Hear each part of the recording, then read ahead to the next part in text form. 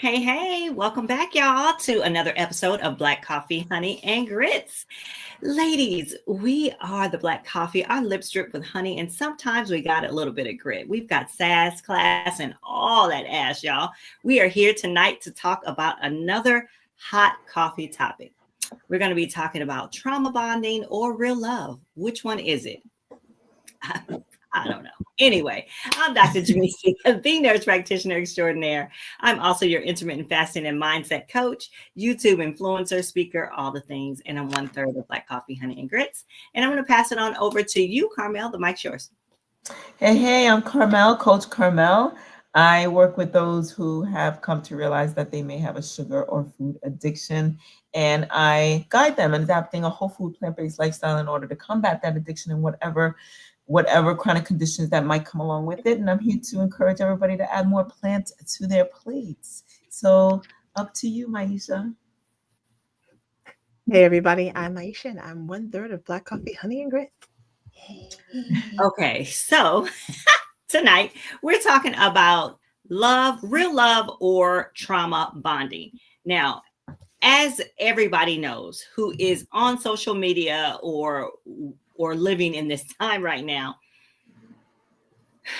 this is a topic: trauma bonding, or is it real? Is it real love or whatever? So tonight we're going to kind of dive into it. I personally don't have a lot on this, but I have heard a lot about it. So we're going to talk about it. I can read the definition and then we can jump right in. But I suspect, and I'm just going to just suspect, but I suspect that trauma bonding is bonding over trauma, similar traumas, maybe. So let me see what it says here. So I'm going to read it to you.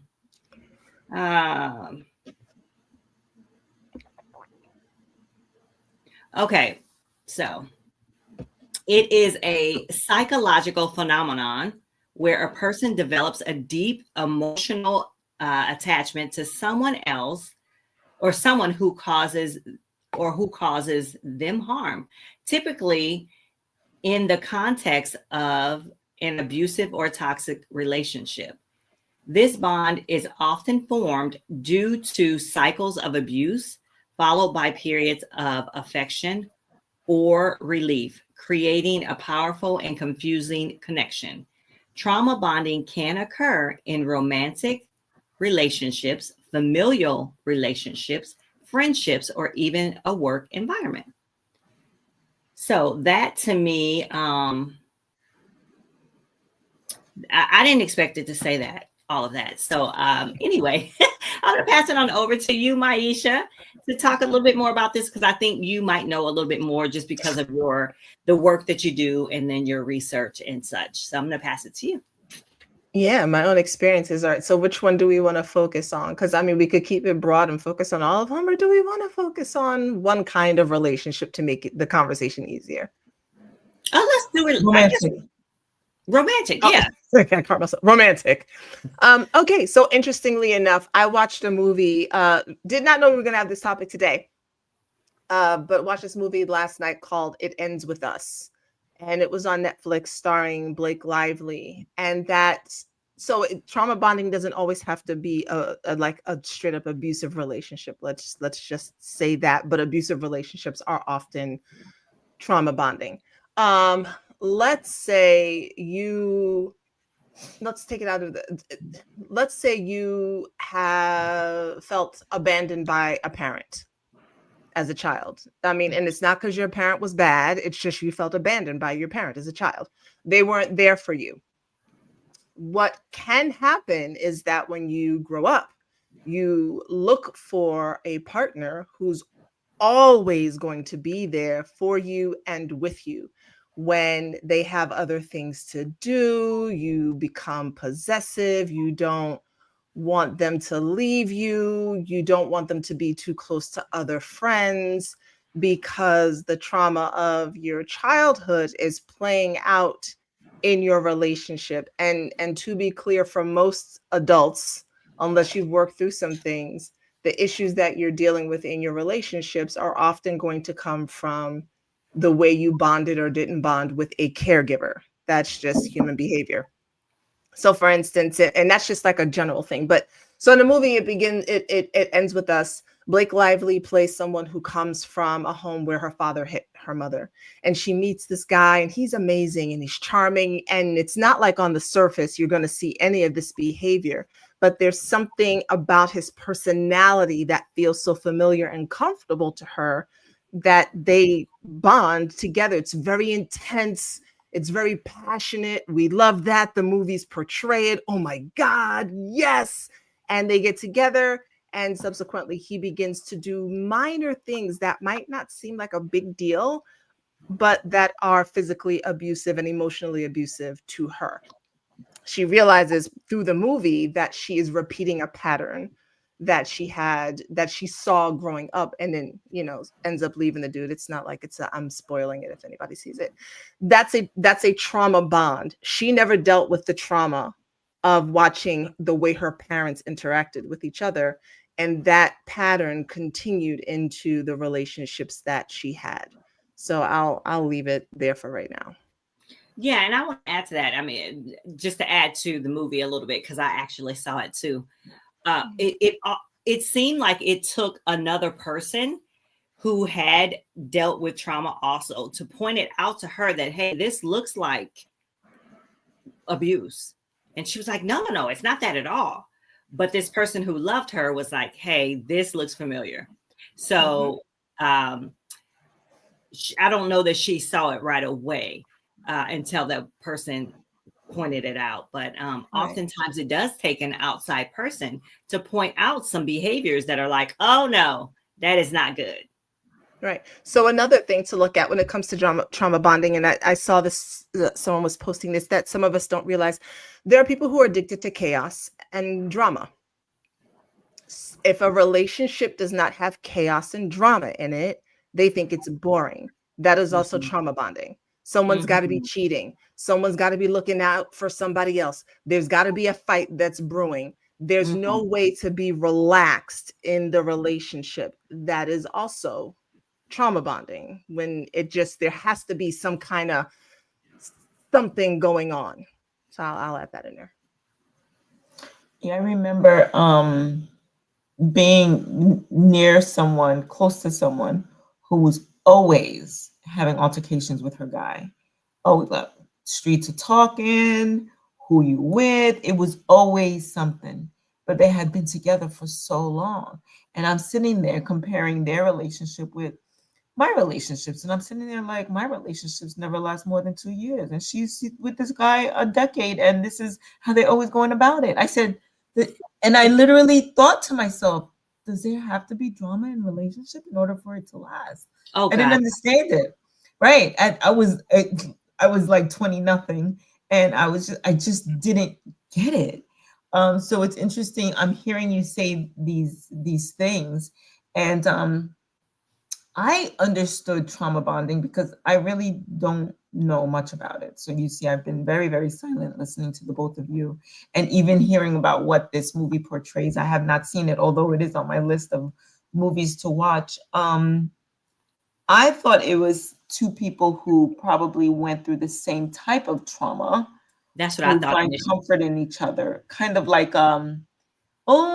Forrest Gump came to mind. Forrest Gump and his first love, but yeah, but not even that really, because he was just always there for her, so he knew on a level that nobody else knew what she had went through with her own father. But that's what I understood it to be. Is it that as well, Maisha?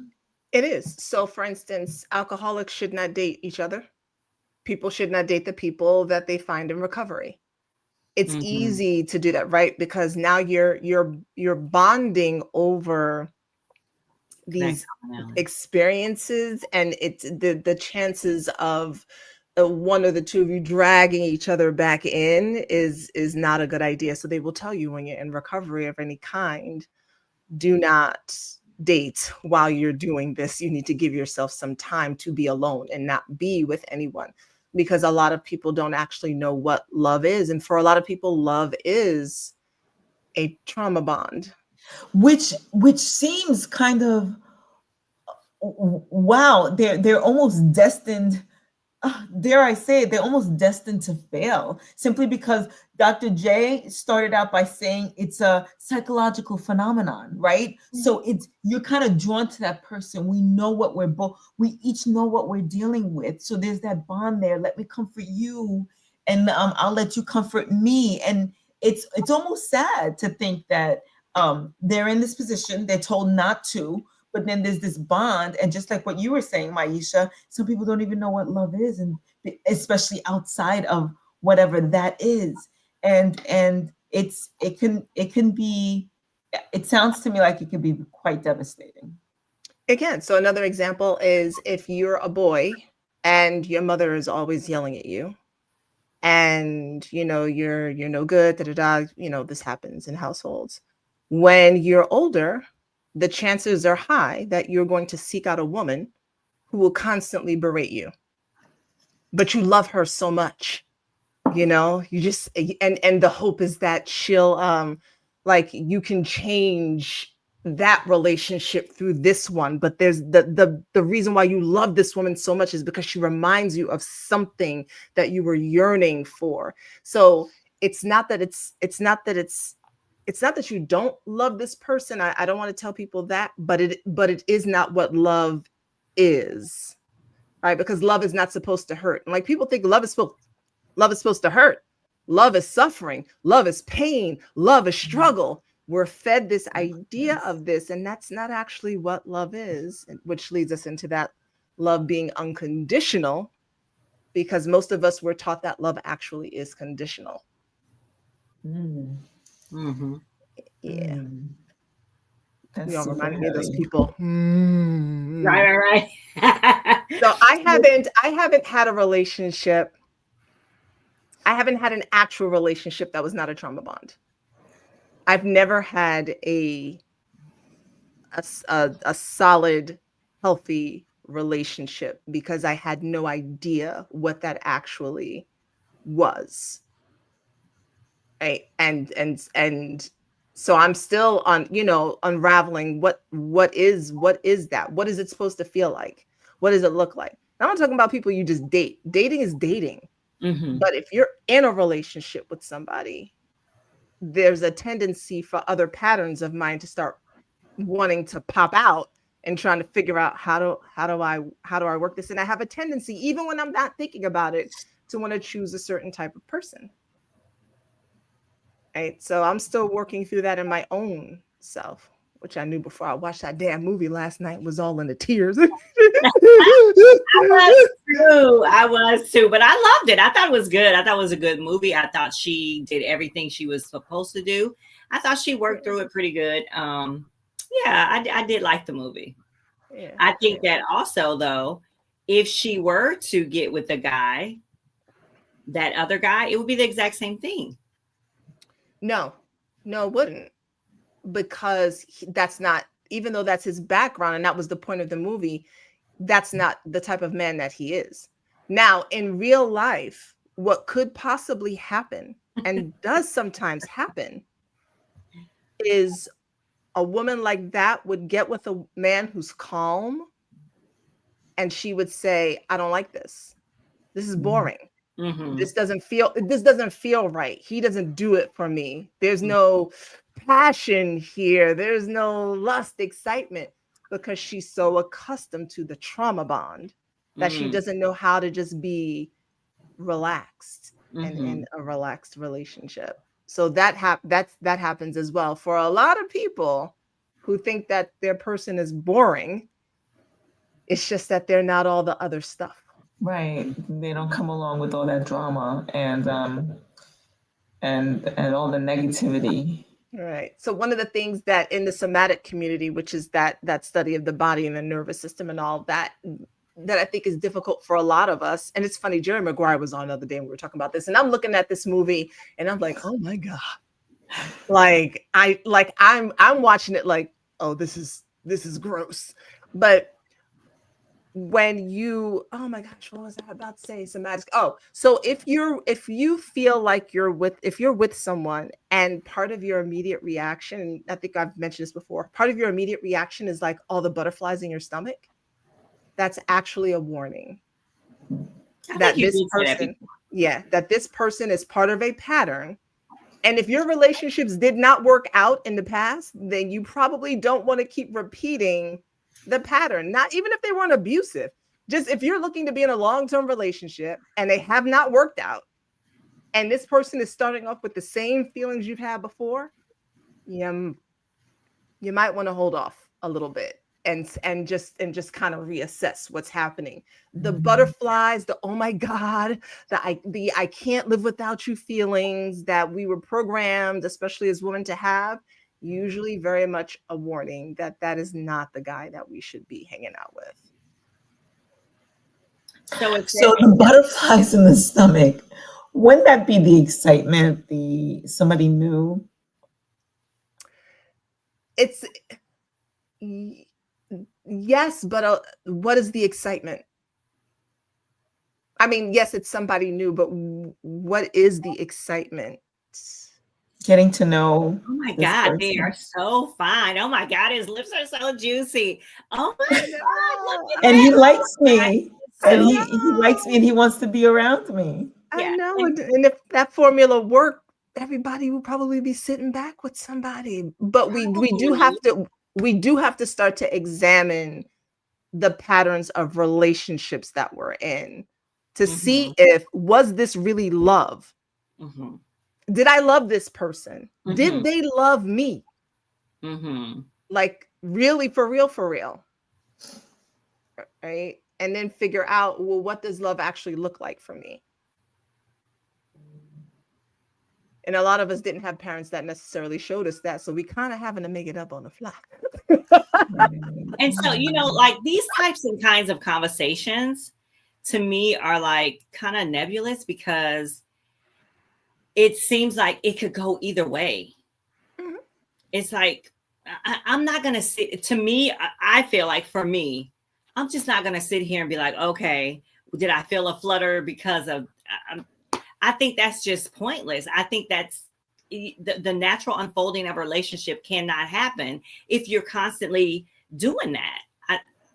Well, that it's an individual thing. Like there are no rules here, right? So the way you approach relationships is not the way I approach relationships. But I've been in an abusive relationship, so I have to look at that more than one, to be honest, right? Maybe and that's so, what it is. Yeah, and so I have to look at some of those things, and I have to examine more. On the flip side of that, I have to be careful.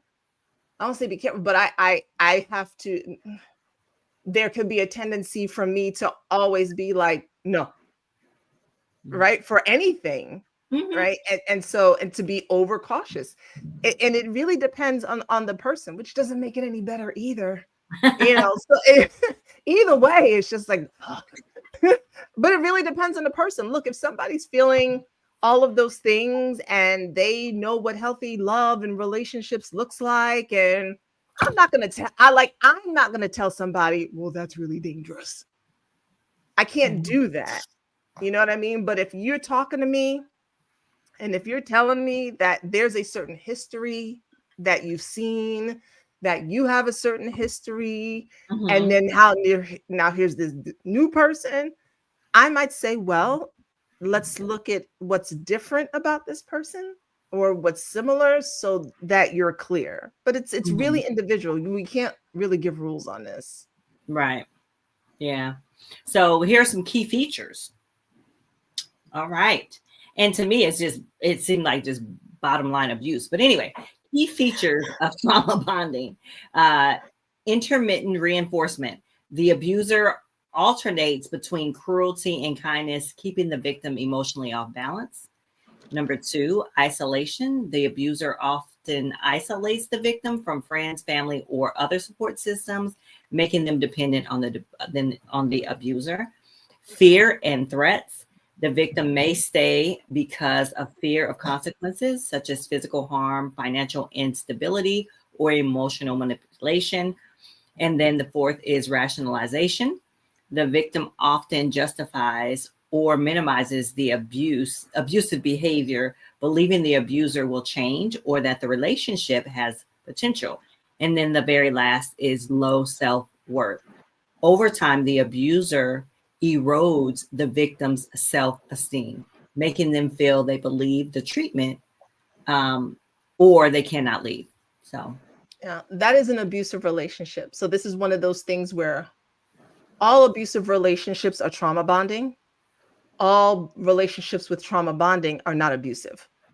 Okay. okay, yeah, Okay. I get that. So yeah, all if you're in abusive relationships are for sure trauma bonding. Cardi B and Offset, trauma bonding. Doesn't mean that somebody was hitting somebody else or necessarily abusing someone else, even though he's cheating on her. Trauma bonding. It was clear there were things happening and going on in that relationship, but you know, they were just like right here, like, I love you. Do look at is this the behavior of someone who loves someone else? Is this the expectation of love? That love's supposed to hurt like this. That's trauma bonding, not necessarily, you know, Diddy and Cassie, trauma bonding, abusive. Right? So that people have a little bit of a picture. Jacqueline, I realize that as soon as I have a fighting match with a potential partner, I shut down and don't want to be with them. I think I run away from conflict. Definitely something to look at, because conflict is part of relationships. Some people need to fight all the time. Yeah. Not physically. I mean, they just need to argue in a relationship all the time. Look at. But here's the thing. Yeah, but here's the thing. Also, I think that there's a healthy balance. Not these shouting matches and abusive behavior, abusive words, but I think that you have to say what you need to say. Yeah, conflict is necessary. You should, right. And I don't think you should dumb that down. I think that when you lose your voice, then you are literally possibly going into an abusive situation. Yeah, or it just be. And I'm trying to make this clear, because I don't want everybody to think that if they are trauma bonding that they're being abused, because it's not necessarily the same thing. But yes, you could be quiet because that is how you think that things are supposed to roll, and that is true for a lot of women. That we're not supposed to argue. Conflict is necessary. It's healthy in any relationship. How you have conflict is the issue. Right. How you argue is the issue. But arguing is necessary. Amen. What about picking your battles? That's individual to me. Yeah, and that's yeah. I mean, the thing about relationships is there's not a real manual book for it. And as much as I'm for people, I'm for people examining themselves, but I'm not for people necessarily picking themselves apart until they're raw and then they decide that they just can't do anything, because nothing is ever going to be perfect or right in a relationship. You know what I mean? And so even if you're in a trauma bonded relationship, which I know a lot of people are, because I hear them, I hear my neighbors. I mean, clearly it's not healthy. Okay. And these people together for 30, 40, 50 years, do you, boo? Hey, I don't know what to tell you. You know, y'all together, y'all doing what you're doing. Go forth in the world. I can't be the person to tell you to do something that's any different. And it says, I think I'm basing it off previous, and I see it as a pattern. I see this, and I'm running. And again, so that. Thank you, Jacqueline. We're going to talk about that she's in my community. We're going to talk about that. I think I'm going to do a class on that in there. Because I want people to understand that there's trauma bonding and there is love. And my personal belief is that a lot of people don't really understand what love is, but that doesn't mean that that you're like, well, I just can't do anything at all. I mean, contrary to my hypocritical statement, you know, I don't want that for other people. Do as I say, not as I do. So, Maisha, if you recognize that you could possibly be in a trauma bond, what do people need to do, or is there something that you can tell the people who are watching? Because I don't have experience. Yeah, absolutely. I mean, first, do you have a partner you can have that type of conversation with? Right? Mhm. Can the two of you sit down and even begin to talk about it? Really, y'all should have talked about this before you even got together. But let's say you didn't. Therapy But is let's say you always didn't even realize it. When you say this, talk about what is this? What are you talking about? however they feel there's a trauma bond, Mm. right? Whatever their perception of it is, right? Well, Because what I if they're just can't. recognizing it from watching this video? Then they can go back with their partner and say, hey, I just watched this video and I'm thinking about when we argue, or I'm thinking about when this happens or when that happens. And I'm wondering if it's healthy. I don't know. I don't know if it's healthy. What do you think? Should we seek some outside assistance to help us figure out if it is healthy and to find some healthier ways to actually deal with the situations when they come up? Right. I think that's always a good place to start. Sometimes you need somebody who has a better idea and can ask the right questions to someone to help people realize it and just be like, hey, look, y'all are just having issues. I don't know that there's no perfection here. So the idea of whatever normal is, I don't know what that Right. is. I don't think that exists. Everybody has their own normal. They do. And so really, to me, the issue isn't getting rid of trauma bonding. It's just trying to minimize it and notice it, be aware of it, and grow from it. So Jacqueline, if you realize that you shut down, it's not like, oh my God, I did it again. It's like, hey, when I get into arguments with you, I notice that I shut down, and I that's something that I don't desire to do anymore. I need to try to figure out ways to be able to continue to speak my mind, even though I know I might shut down in the future, but it's something I want to work through. Sometimes that's all you can do. Right. Right. And hey, Raider's still a fan. And that's it. Yeah. And I think a good point Raider Stiller fan made is that it's hard to love when you don't love yourself and lack self-worth. So that's another, that's another thing. Yeah. Hallelujah, that one. Yeah. I think it's easier when you get older. I think especially when we're younger, at least the people I saw when I was younger, my good God. The folks I was hanging out with, it was just, the fighting was a norm. It was just a norm, the way those things were handled. And there was no word for trauma bonding back then, and it's like, I could tell that this probably wasn't right, but I also didn't have examples in my direct vicinity of something being okay. Thank you. What is that? What is it? What does that healthy relationship look like? I had the Cosbys.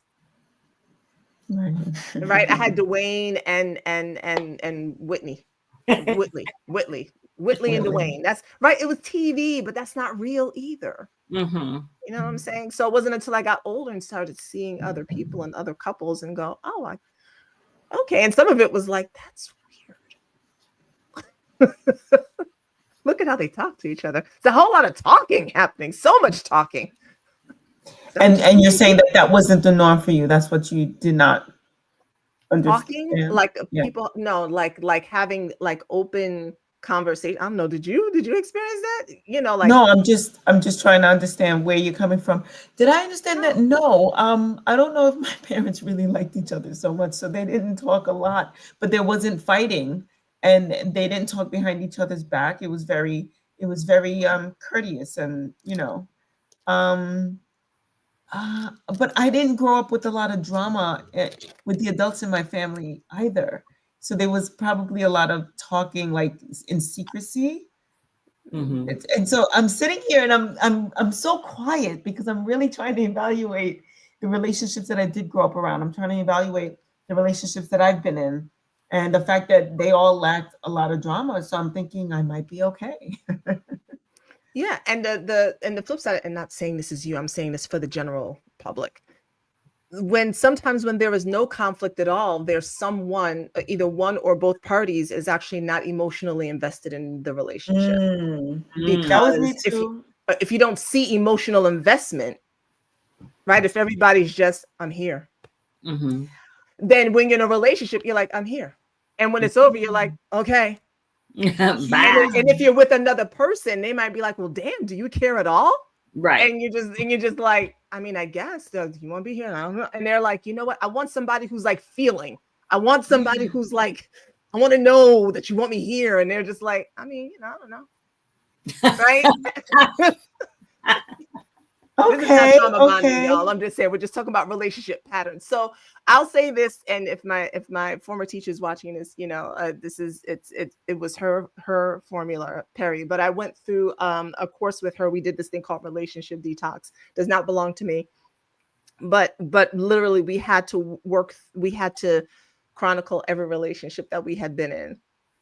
And so when I still have the book, I went back and looked through it the other day. Half the book. It's a book about this size in a way, but half the book was me and dudes ever since I was 5 years old, except for maybe 1 or 2 years out of my life, there was some guy.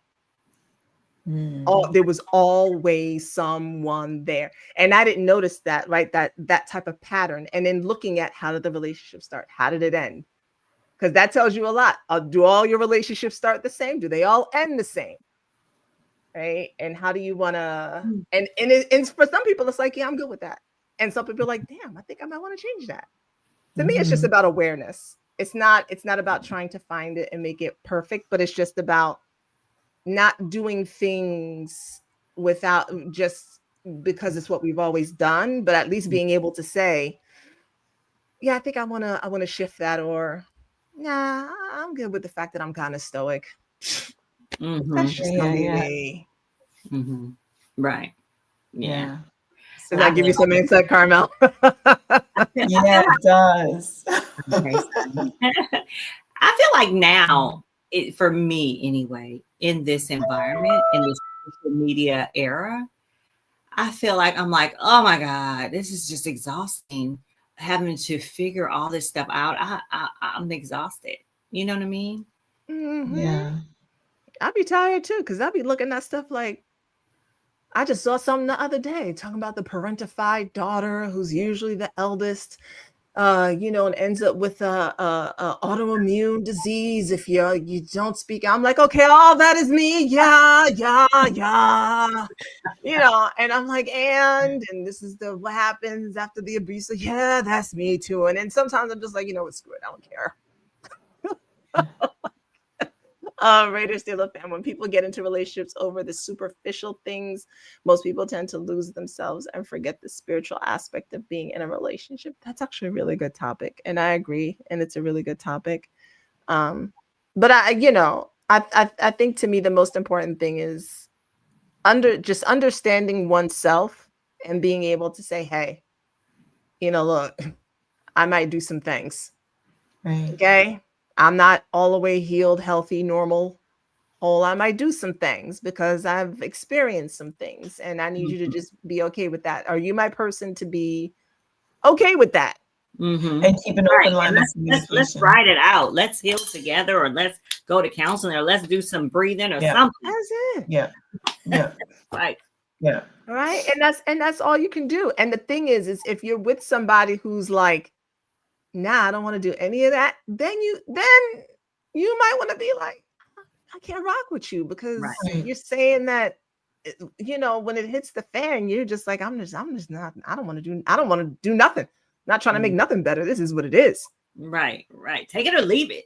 Yeah, that's I don't want to be with nobody like that. Right. But is it love or trauma bonding? I don't know.